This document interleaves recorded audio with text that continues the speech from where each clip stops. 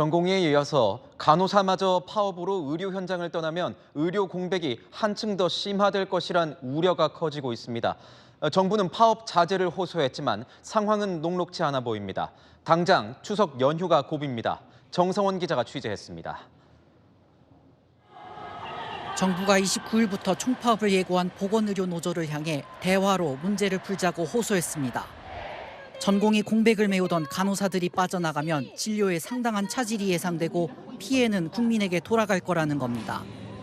정부는 응급실, 중환자실 등 필수 진료에 차질이 없도록 24시간 비상진료 체계를 유지한다는 방침입니다.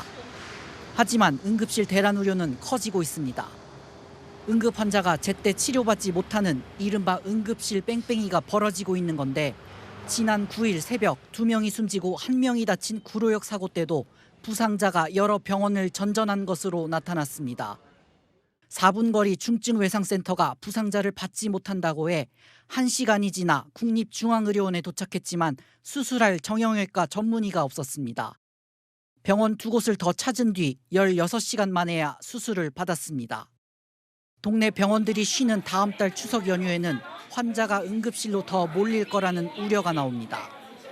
지난 2022년 추석 연휴 기간 응급 진료 건수는 하루 최대 2만 5천 건으로 평일보다 2배 정도 많았는데 경증 진료가 대부분이었습니다.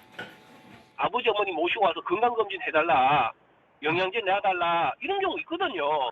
경증 환자는 못 보거나 진료지에는 생길 수도 있지만 중증 환자에 집중해서 진료를 하게 될 수밖에 없습니다. 의료 공백 상황에서 처음 맞는 명절 연휴이다 보니 정부와 의료계 모두 경증 환자는 응급실을 찾지 말라고 당부했습니다. 채널A 뉴스 정성원입니다.